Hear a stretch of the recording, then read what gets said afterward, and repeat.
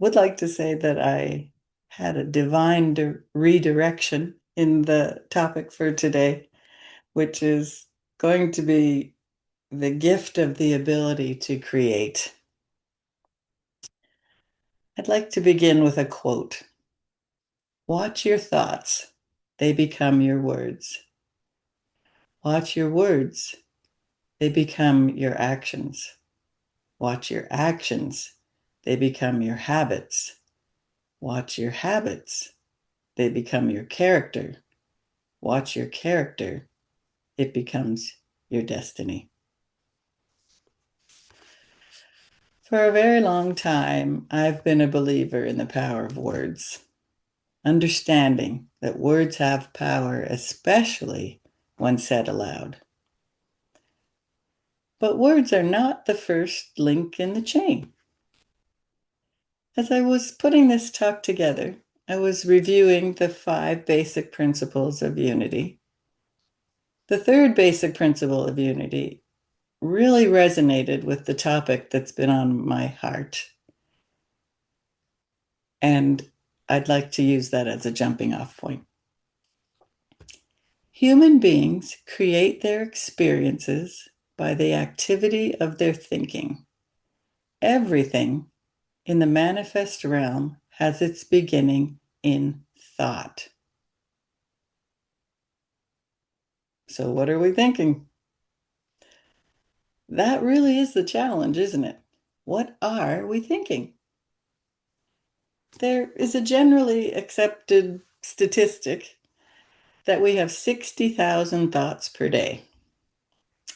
I did some fact checking, only to find controversy about this number. It seems this number originated in the 1950s from an article published in Forbes magazine and based on the science at the time. The more recent numbers quoted of how many thoughts we have in a day is closer to 6,000. But there is one statistic that is completely agreed upon across all scientists in this category, and that is that whether we're having 6,000 thoughts or 60,000 thoughts, 90% of them are repeats. Repeats of this morning, repeats of yesterday, repeats of last year, repeats. Some time ago, I really started to pay attention to my own thoughts. I tried to catch myself in those repetitive thoughts. Stop them once I noticed, and then intentionally redirect my thoughts to something more positive. I came across this notion of having one or two pre-prepared go-to thoughts or visions. As an example, I might suddenly realize that I'm replaying an event in my head, but with the what I should have said or what I should have done version. Once I realized, I would stop, clear it from my mind, and replace it with a thought about a field of sunflowers. It seemed to serve no specific purpose except to effectively redirect my pointless thoughts to something that made me happy. As I started to study more teachers of thought, such as Dr. Wayne Dyer, I began to learn that thoughts are so much more. Thoughts are our creative power, a gift from God to create whatever we want. Once I adopted this idea, I moved from a place of redirecting pointless or negative thoughts to positive, intentional, and even creative thoughts. We can learn and practice catching our thoughts and redirecting them. This is a great and useful endeavor. But how do we use this information to better our lives? If we know and believe that thoughts and words have power, then how do we wield that power? How do we use it to get where we want to go? To be who we would like to be, to do what we want to do, or to help someone else do it. I consider it a lot like going on a journey. If you want to go somewhere and you have a car and a full tank of gas, you're all set. Except you first have to know where you want to go. The first question then is, what do I want? For some reason, this question, which I feel should be so easy to answer, isn't always easy to answer. There have been times in my life when I knew exactly where I wanted to go, who I wanted to become, and what I wanted to achieve. I'm certain that it's the same for all of us. Sometimes we really know, and sometimes we don't. I know people who seem to always know exactly what they want. But for those of you who may be a little more like me, I had to come up with a strategy of finding out. I tried to keep it as simple as possible. So I divided my life into 4 categories. I started with health, spiritual, relationships, which very importantly includes a relationship with myself or yourself, and financial. There are many other categories, but this was where I started. I wrote down in just a few minutes everything I could think of that came to mind under each category, even if it was only one thing. If the list was too long, then I went back and I circled just the top 2. Now I had a starting point. I learned in short order that it really didn't matter where I started, just that I started. The list will evolve and the journey will take you where you're meant to go. But now I had an idea of what I wanted and what I considered the main categories of my life. Now, how to use thoughts to help create these things. There are many schools about this. Affirmations, positive thinking, gratitude journals, journaling itself, automatic writing. The list is probably close to endless. The idea that I focused on began with a book written by Dr. Wayne Dyer called Wishes Fulfilled. This book, which Dr. Dyer attributes largely to the work of Neville Goddard, talks about living from the end, meaning the end result of what you want. Not just acting as if, but actually living, at least in your imagination, from the place where the thing that you want has already happened. When you think about it, or more accurately, when you envision the thing you want, where are you coming from? And now the part that I've been working toward. Not just what we are thinking, but what are we picturing or envisioning in our mind's eye every day, during the day, during your regular day? Are we envisioning what we want, or are we envisioning what we don't want? What conversations are we having with ourselves and with others? Are we thinking I want more love in my life. But talking out loud about how all the good ones are taken. What are we actually believing is going to happen or not going to happen? Are we wishing we had more money, but saying, oh, I can't afford that? Nothing good ever happens to me. If it weren't for bad luck, I would have no luck at all. This is what Joyce Myers calls the battlefield of the mind. I'm going to repeat basic principle number 3 again. Human beings create their experiences by the activity of their thinking. Everything in the manifest realm has its beginning in thought. This is directly talking about the great and amazing gift that God has given to each and every human being on the face of the earth. No one is exempt. We all have this power, the power to create using our thoughts. This power is in our hands, so to speak, or I should say in our heads right now. And believe it or not, we have all been using it since the day we were born into this world.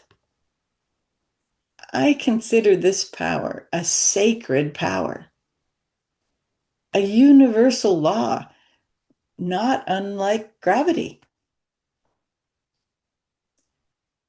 If you were completely unaware of gravity, would that stop it from holding you to the ground? No, of course not. You do not have to understand it or even know that it exists for it to work in your life and the lives of everyone around you. However, if you do know something about gravity and a little about physics, you could use it to your advantage greatly. We are actually wired for this work. God created us for this work. He created us to be creators with Him. A few thoughts about how we might go about this. Start by simply noticing your own thoughts. Remember, this is an inside job. The term, you do you, has never been more true. Don't worry about what anyone else is thinking. Just you. Notice what you are thinking about. Are the thoughts in your head during the day in alignment with your truth, what you want? Not where you are today, but where you want to be. Monitor your words. Listen to yourself speak. Wow. I cannot tell you the amount of times that I have said something out loud and then went, wait, that's not right. I don't even mean that's not what I meant to say. I mean, it just wasn't right. And once I heard it out loud, I realized, no, that's not right. That's not what I believe. I take that back. No condemnation, just recognition followed by redirection. Next are our actions, which truly do follow our thoughts and words. But I believe that we should acknowledge that regardless of what we would like to manifest in our lives, we are being constantly influenced by the world around us. The media, which is thrust upon us every day from every angle. Television, radio, billboards, social media, which I don't even know how many versions of social media exist today, but everywhere we're being influenced by things of the world. And those things may not be in alignment with what you want for your life. Even the habits that we have already formed will influence what we think, say, and do. Even though we may no longer believe those things. This isn't something that we begin today and it's done tomorrow or next week. This is a constant, basically, I believe, at least to this point in my life, lifelong exercise of monitoring my thoughts and words and actions. We need to be patient and kind with ourselves. We need to love ourselves. You are God's masterpiece. He said so. I'd like to return to the 5 basic principles of unity. I truly had a personal revelation about this just this morning when rereading them. The beauty, simplicity, and completeness of these 5 tenets is astounding. 1, God is absolute good, everywhere present. He is here. He is always present in our lives. Wherever we are, He is. You think and speak your power every day, beginning with the words, I am. 2, human beings have a spark of divinity within them, the Christ spirit within.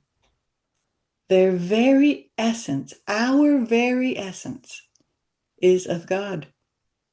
And therefore, they are also inherently good.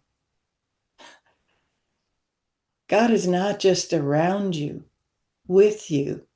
He is within you.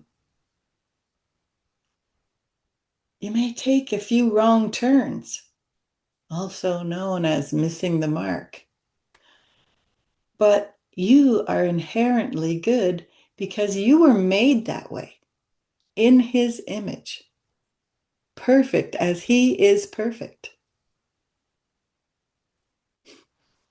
3, human beings create their experiences by the activity of their thinking. Everything in the manifest realm has its beginning in thought.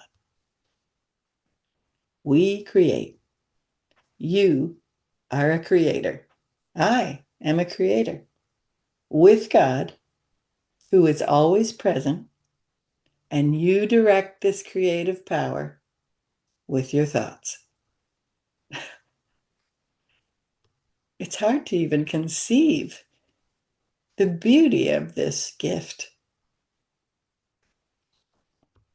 4, prayer is creative thinking that heightens the connection with God mind and therefore brings forth wisdom, healing, prosperity, and everything good. Prayer is intentional, directed thought.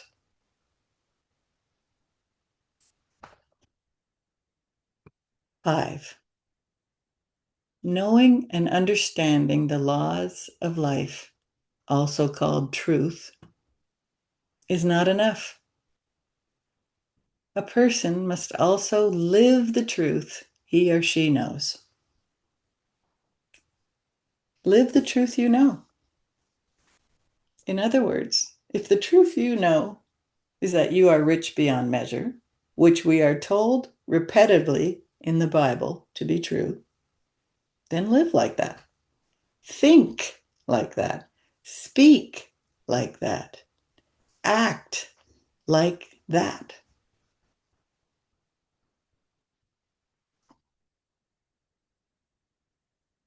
The enormity of these five tenets linked together really hit me in the heart. As I was just reviewing this morning, it just really hit me that together, these five things is everything. God is always good and always present. God resides within us, making us also good. God gave us the ability to create. God gave us the instruction manual on how to do it. Prayer, also known as meditation, also known as directed thought. And in order to wield this great and awesome power of creation, we simply must live in our truth, which I believe really simplified means think it, speak it, act it, and be it.